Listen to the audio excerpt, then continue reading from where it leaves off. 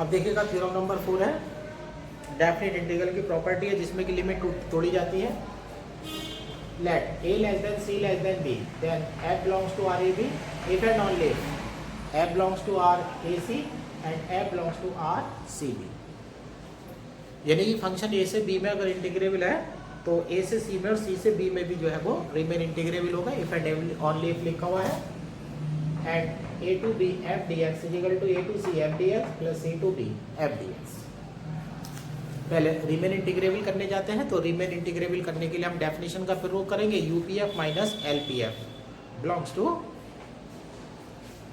Belongs to गलत बोल गया मैंने, UPF minus LPF less than epsilon. सबसे पहले हम ये ले लेते हैं for f belongs to a comma b is to implies f is bounded, f is bounded on close interval a comma b is to implies f is bounded on close interval a comma c and close interval c comma b as a less than c less than b। Function अगर close interval A B में Riemann integrable है तो function bounded होगा। ए से B तक bounded है तो infinite नहीं आ रहा है, तो ए से सी में ही वो बाउंडेड होगा, बी से सी में भी बाउंडेड होगा, क्योंकि बिना बाउंडेड हुए कोई फंक्शन इंटीग्रेबल नहीं हो सकता। अब हम डेफिनेशन लगाने जा रहे हैं। चूंकि f belongs to RAB then for epsilon greater than 0 there exists a partition P belongs to the close interval a comma b such that UPF minus LPF less than epsilon। Equation 1 यहाँ पर remain integral की definition लगा दी है। अब जो partition P लिया होगा उस पार्टीशन में जब आपने बिंदु लिए होंगे A से B तक में, तो पता नहीं C आया होगा या नहीं आया होगा। तो मैं क्या करता हूँ, अब जो पार्टीशन P है उसका यूनियन डाल देता हूँ सेट C के साथ, यानी कि उसमें C सम्मिलित कर देंगे। अगर C पहले से होगा तो कोई बात ही नहीं है, लेकिन अगर C नहीं होगा तो C बिंदु बढ़ जाएगा, और जब पॉइंट बढ़ जाते हैं तो वो रिफाइनमेंट बन जाता है। तो अब मेरा रिफाइनमेंट आने वाला है। अब ऐसे डिफाइन कर देते हैं लेट। अब आप इस तरह से मान लीजिएगा P star is equal to P union और सेट में डाल दीजिएगा C, यानी कि पार्टीशन में जितने पॉइंट लिए थे उसमें आप C भी सम्मिलित कर लीजिएगा। और then P star is refinement of P। तो जो आपका P स्टार होगा वो रिफाइनमेंट होगा P का। अब P स्टार जो है रिफाइनमेंट P का होगा। अब यहाँ पर प्रॉपर्टी आप लगाने वाले हैं, रिफाइनमेंट की प्रॉपर्टी लगाने वाले हैं। तो ध्यान क्या रखेंगे आप, जो रिफाइनमेंट होता है, रिफाइनमेंट का अपर सम पार्टीशन से हमेशा छोटा होता है, और जो लोअर सम होता है रिफाइनमेंट का वो बड़ा होता है। तो अब ऐसे लिख लेते हैं, we have U P star F less than equal U P F. Upper sum ले लिया है मैंने रिफाइनमेंट का, and L P star F greater than equal L P F. अब ऐसे कर लेते हैं। अब यहाँ ग्रेटर देन इक्वल है, अब माइनस अटैच करेंगे तो लेस देन इक्वल हो जाएगा। इसको imply U P star F less than equal U P F and minus l P star comma F less than equal minus l P comma F. Adding, अब दोनों को जोड़ दीजिएगा, U P star F minus l P star F less than equal U P F minus l P F. अब ये 3 line जो है आप डायरेक्ट भी प्रूव कर सकते हैं, यानी कि आप दोनों जो पीछे वाली थ्योरम थी उससे मैंने रिजल्ट बना दिया है। क्योंकि रिफाइनमेंट के लिए अगर यूपीएफ माइनस एलपीएफ देख रहे हैं तो वो अपने किसी भी पार्टीशन से यूपीएफ माइनस एलपीएफ से लेस देन इक्वल को फॉलो करेगा। अब यहाँ देखिएगा right hand side equation number 1 से के अकॉर्डिंग एप्सिलॉन से छोटी है। अगर ये एप्सिलॉन से छोटा है तो ये तो इससे भी छोटा है, तो ये एप्सिलॉन से छोटा हो जाएगा। Use equation 1 U P star comma F minus l P star comma F less than epsilon. Equation number 2। अब इसमें पी स्टार में मेरा समेशन हो रहा है। अब ऐसे करते हैं, पी स्टार लेने जा रहे हैं। अब 2 पार्ट बनाने हैं मुझे। एक बार मुझे एक क्लोज इंटरवल ए कॉमा सी में जाना है, उसमें पार्टीशन में P1 लेता हूँ, और एक बार C कॉमा B में जाना है, उसमें पार्टीशन P2 लेता हूँ। और ख़ास बात ये डालता हूँ कि जब मैं दोनों का यूनियन लूँगा तो P स्टार मुझे वापस मिल जाएगा। यानी कि जब हमने क्लोज इंटरवल ए कॉमा P का पार्टीशन लिया था तो उसे हमने P कहा था, उसमें बीच में C डाल दिया है ना, तो P स्टार आ गया। तो C से पहले वाले बिंदु जो है, जो C वाला है, और उससे पहले वाले जो बिंदु हैं उन्हें शामिल करके आप P1 मान लीजिएगा, और C से बाद वाले जो बिंदु हैं उन्हें शामिल करके आप P2 मान लीजिएगा। तो इस स्थिति में अगर आप P1 यूनियन P2 तैयार करेंगे तो आपको P स्टार वापस मिल जाएगा। अब ऐसा मान लेते हैं, let P1 is partition of close interval A comma C and P2 is partition of closed interval C comma B such that, और प्रॉपर्टी ये देने वाले हैं P star is equal to P1 union P2। 2 partition आपने इस तरह से लिए हैं कि P1 यूनियन P2 जो है वो तैयार हो जाता है। अब हम डेफिनेशन जो है प्रूव करने वाले हैं। आप P स्टार जो है P1 का भी पार्टीशन है, P1 का कॉमन डिफाइनमेंट है, और P2 का भी कॉमन डिफाइनमेंट है। This to implies P star is common refinement of P1 comma P2। अब ये दोनों का कॉमन रिफाइनमेंट आ चुका है। अभी आपने देखा था कि रिफाइनमेंट के साथ क्या हुआ था कि रिफाइनमेंट के लिए यूपीएफ माइनस एलपीएफ जो है अपने पार्टीशन के लिए छोटा आ रहा था। अब इसी थ्योरम का यूज़ यहाँ पर डायरेक्ट कर दीजिएगा तो इस आपकी 4-5 लाइन जो है वो बच जाएंगी। अब ऐसे लिख लेते हैं, u P star comma F minus l P star comma f is equal to, एक ब्रैकेट में डाल दीजिएगा u P1 comma F minus L P1 comma f, plus दूसरे ब्रैकेट में डाल दीजिएगा u P2 comma F minus L P2 comma f. अब ये देख लीजिएगा यू P स्टार की वैल्यू आ चुकी है। अब एक तरफ तो आपने पार्टीशन P1 वाले डाल दी है और एक तरफ आपने पार्टीशन P2 वाले डाल दिए हैं। अब ये वैल्यू इक्वल है, इक्वेशन नंबर 2 का यूज़ करिएगा, ये एप्सिलॉन से छोटी है। यूज़ इक्वेशन 2, जब ये वैल्यू एप्सिलॉन से छोटी है तो ये भी एप्सिलॉन से छोटी हो जाएगी। तो ये हो जाता है you P1 comma F minus L P1 comma F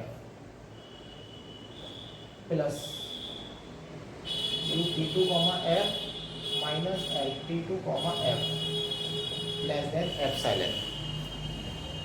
दोनों का योग एप्सिलॉन से छोटा है, दोनों को प्लस करने के बाद क्या आ रहा है, एप्सिलॉन से छोटा आ रहा है।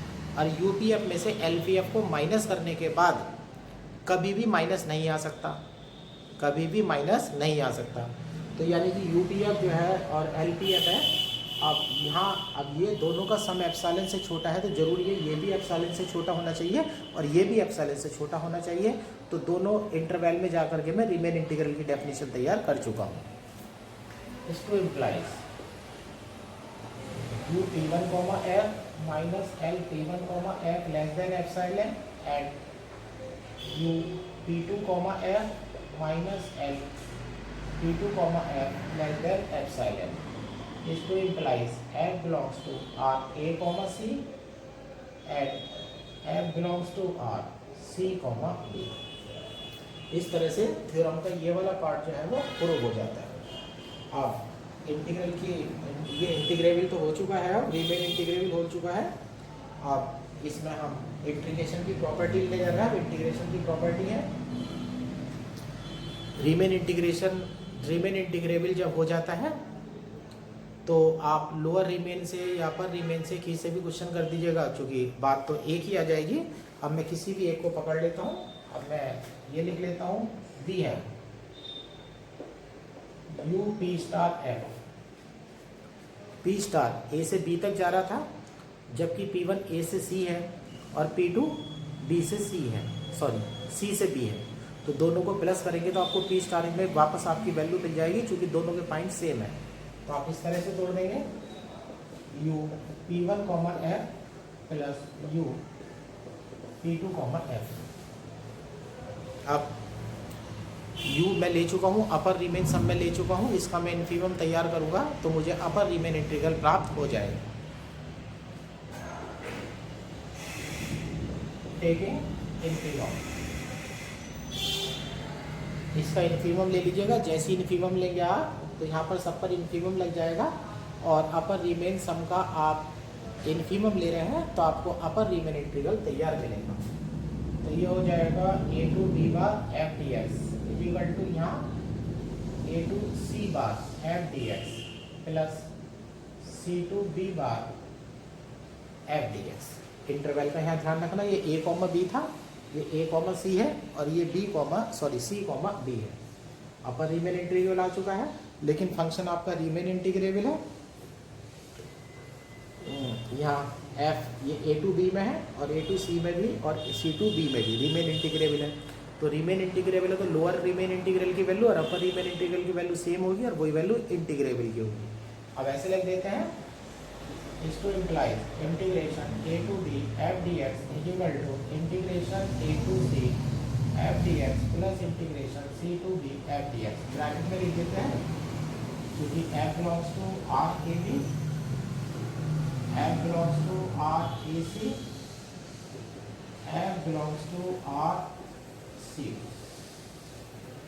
तीनों इंटरवल में आपका फंक्शन रीमेन इंटीग्रेबल है, और इस तरह से आपकी प्रॉपर्टी जो है वो हो जाती है।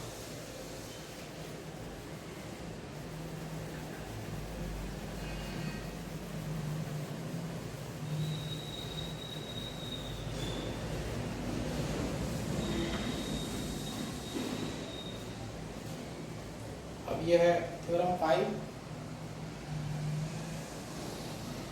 Integrability of modulus. ये है if f belongs to R A comma B is to implies mod f belongs to R A comma B। ये है। अब यहाँ पर प्रूफ करना है कि कोई फंक्शन जो है वो रीमेन इंटीग्रेबल है, तो उसका जो मॉडुलस है वो भी रीमेन इंटीग्रेबल होगा। यानी कि अब हम सिद्ध करने वाले हैं कि कोई फंक्शन अगर रीमेन इंटीग्रेबल होता है तो उसका जो मॉडुलस होता है वो भी रीमेन इंटीग्रेबल होता है।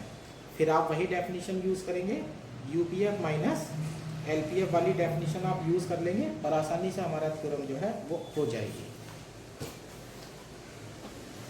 अब ऐसे ले लेते हैं प्रूफ,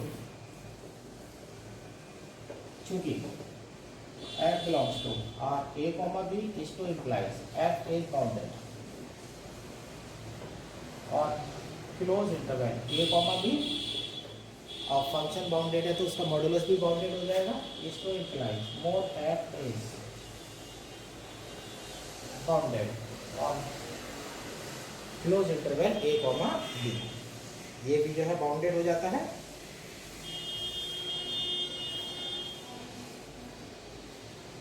अब ये प्रॉपर्टी ले लेते हैं, is to implies there exists a positive constant capital M such that mod f less than equal M for every value x belongs to close interval a comma b। Mode F आपका bounded हो चुका है, तो मैंने मान लिया है इसकी सबसे बड़ी वैल्यू जो है कैपिटल एम है, तो मोड एफ की जितनी भी वैल्यू होंगी या तो वो कैपिटल एम उत्तर देंगी आपको मोड एफ में, या फिर उससे छोटी वैल्यू देंगी। मोड एफ में बना चुका हूँ यहाँ से, ये इक्वेशन नंबर 1 डाल देता हूँ। अब डेफिनेशन करते हैं। चूंकि f belongs to R A, P, then for given epsilon greater than 0 there exists a partition P belongs to P close interval A, B such that UPF minus LPF less than epsilon। Equation number, यहाँ पर मैंने value बना ली है अपनी। अब मुझे mode F के लिए जाना है, स्मॉल एफ के लिए जाना है। ऐसा मान लेते हैं, let supremum and infimum of mod f and f in IR is equal to XR minus 1 comma XR or capital MR comma small mr and M dash R और small m dash R। ये ध्यान रखिएगा, यहाँ पर मैंने कौन सा supremum किसका लिया है, मोड एफ के लिए ये सुप्रीमम है, ये इनफीमम है, और स्मॉल एफ के लिए ये सुप्रीमम है, ये इनफीमम है, जबकि आप इस इंटरवल में जाते हैं। अब मैं डेफिनेशन की तैयारी करने वाला हूँ। अब इस इंटरवल में चलते हैं और कोई दो वैल्यू चुन लीजिएगा और y, z belongs to close interval xr minus 1, xr। अब इस इंटरवल से मैं कोई सी भी दो वैल्यू चुनने जा रहा हूँ और अब मैं यहाँ पर लिखूंगा mode fz minus mode fy less than equal mode fz minus fy। अब मैंने ये रियल लाइन की थोड़ी सी प्रॉपर्टी यूज कर दी है, mode a minus mode b less than equal mode a minus b। ये प्रॉपर्टी मैंने यहाँ पर यूज कर दी है, mode fz minus fy less than equal mode fz minus का fy। अब मैं क्या करता हूं यहां से,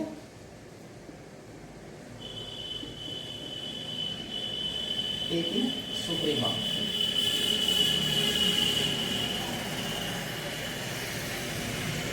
अब जो लाइन लिखी हुई है उसका मैं सुप्रीमम लेने जा रहा हूं। जो लाइन लिखी हुई है टेकिंग सुप्रीमम, अब जो ऊपर लाइन लिखी हुई है मैं इसका सुप्रीमम लेने जा रहा हूं और किसी भी वैल्यू का सुप्रीमम अगर लेना है, सबसे डिफरेंस का सुप्रीमम लेना है। अब यहाँ देखिए mode fz minus mode fy है और इस क्लोज इंटरवल में हम हैं, तो इस क्लोज इंटरवल में जाकर के फंक्शन की किसी भी दोनों वैल्यू का डिफरेंस का अगर मोड लेंगे तो सबसे बड़ी वैल्यू अगर लेंगे तो सुप्रीमम सबसे बड़ा होता है और इनफीमम सबसे छोटा होता है।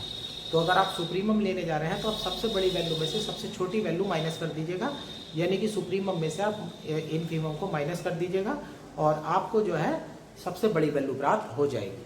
अब ये हो जाता है, इस टू implies capital MR minus small mr less than equal, और यहाँ हो जाता है capital MR minus small mr।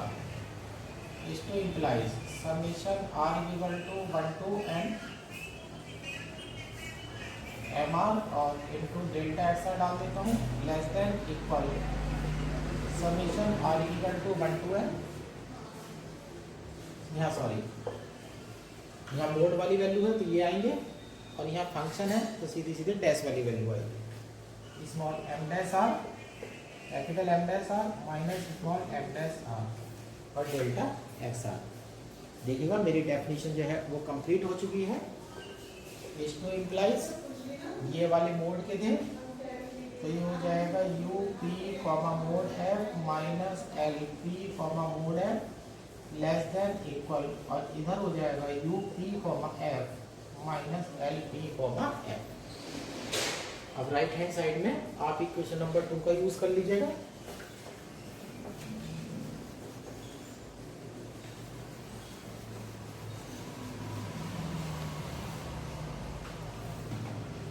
Equation number 2 का यूज कर लीजिएगा, यूज इक्वेशन 2।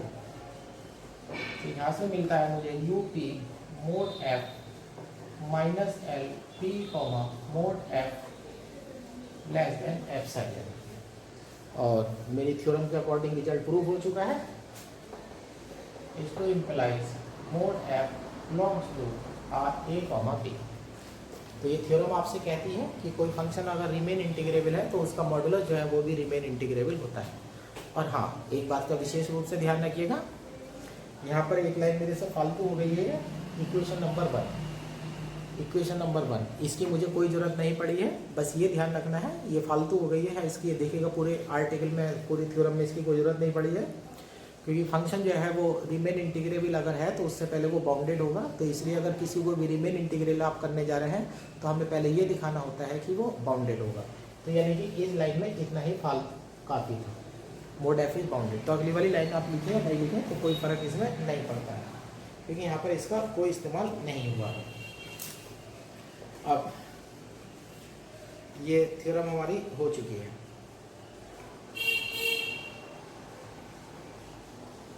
और इस थ्योरम में मैं कुछ एक्स्ट्रा बढ़ा देता हूँ।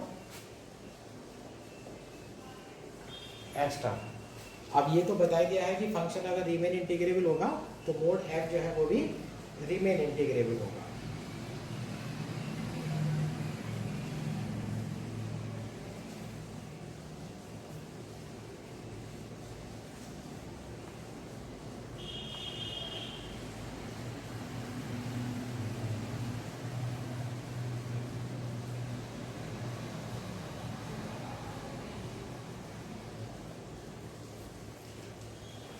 एक्स्ट्रा में ये डाल देते हैं, integration a to b f D x, और यहाँ मोड और less than equal integration a to b mod f D x. जब मोड के लिए थ्योरम हो ही चुकी है तो मोड की प्रॉपर्टी भी इसमें प्रूव कर देते हैं इसमें एक्स्ट्रा। अब ये थ्योरम इसे मिलाकर के कंप्लीट हो जाएगी। अब इसके लिए आप कुछ फंक्शन मान लीजिएगा।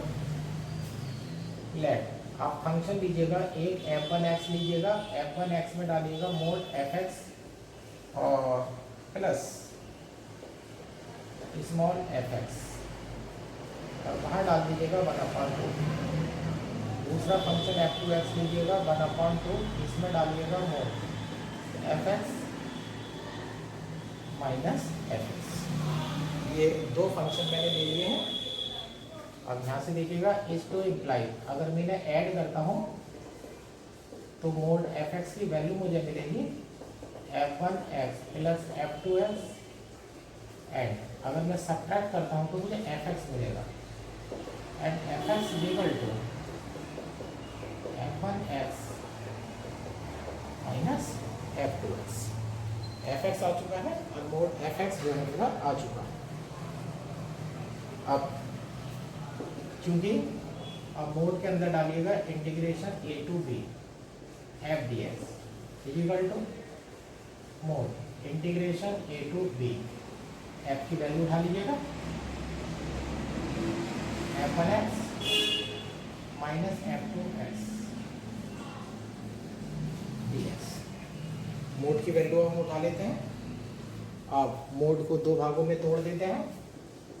Mode integration a to b f1x dx minus integration a to b f2x dx। Mod में बीच में माइनस आ चुका है। मोड की प्रॉपर्टी लगाने जा रहा हूँ मैं, less than equal mod a to b f1x dx plus mod minus अंदर रखेंगे ए टू बी f2x dx। अब दूसरी वाली टर्म में माइनस पड़ा हुआ है तो मोड से तो माइनस वैसे ही हट जाएगा। Less than equal mod a to b f1x dx plus mod a to b f2x dx। अब मोड आ चुका है। अब यहाँ से मैं मोड को गायब करने वाला हूँ। आप f1 और f2 की वैल्यू देख लीजिएगा।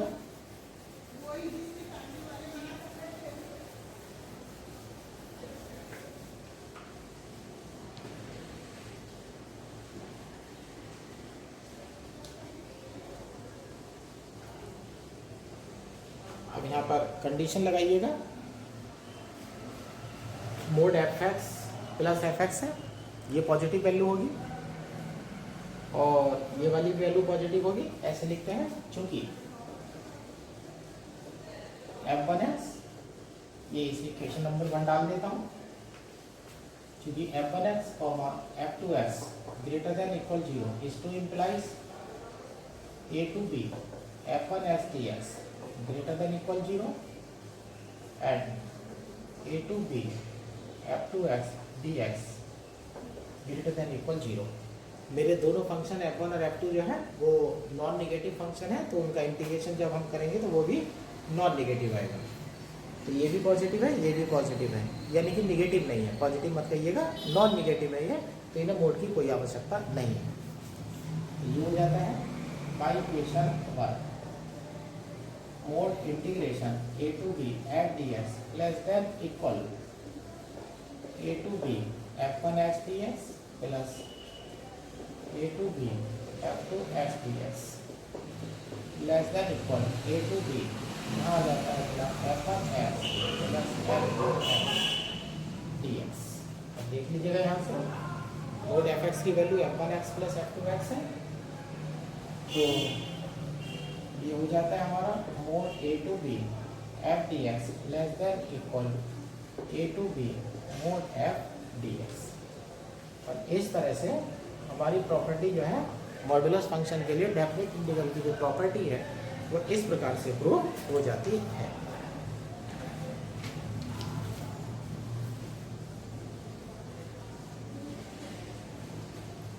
ये 2016 में आई थी थ्योरम।